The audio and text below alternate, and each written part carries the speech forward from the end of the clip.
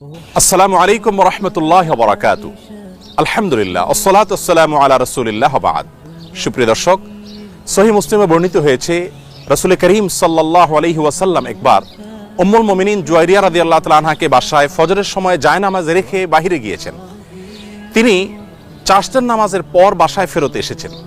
এসে দেখছেন জুয়াইরিয়া রাদিয়াল্লাহু তাআলা আনহা ওই অবস্থায় জায়নামাজে বসা আছেন এবং ফজর থেকে সালাতুদ দোহা পর্যন্ত পুরো সময়টুকু তিনি ইবাদত বন্দেগী এবং জিকির আজকারে মাশগুল অবস্থায় ছিলেন।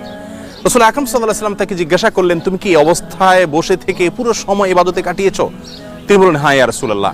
রাসূল আকরাম সাল্লাল্লাহু আলাইহি ওয়াসাল্লাম তখন তাকে বললেন, আমি সকালে শুধুমাত্র একটি দোয়া বা জিকির 4 বাক্য বিশিষ্ট এটি 3 বার পাঠ করার ফলে আমার আমলনামায় যে পরিমাণ সওয়াব জমা হয়েছে, তোমার এই পুরো সময় ধরে যত ইবাদতবন্দি করেছো সেটাকে যদি তার সাথে তুলনা করা হয়, পরিমাপ করা হয়, তাহলে সেই 4টি বাক্য বিশিষ্ট দোয়া বা জিকিরের ওজন আল্লাহ তাআলার কাছে মিজানে পাল্লা অনেক বেশি ভারী হবে। সে 4টি বাক্য কি ছিল?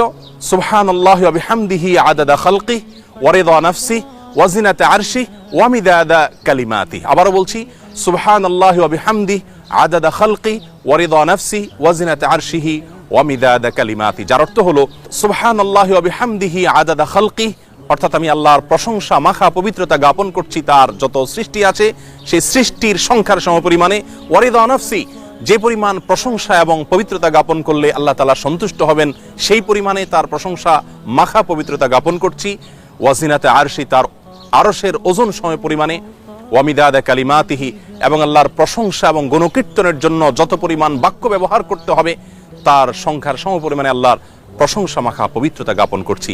এই দোয়াটি যদি কেউ সকালে 3 বার পাঠ করে, আল্লাহ রাব্বুল আলামিন তাকে সেই ভোর থেকে নিয়ে সালাতুদ দোহা পর্যন্ত পুরো সময় ধরে ইবাদত বন্দেগীতে লিপ্ত থাকলে যে পরিমাণ সওয়াব হবে তার সবগুলোর চাইতে অনেক বেশি ভারী হবে।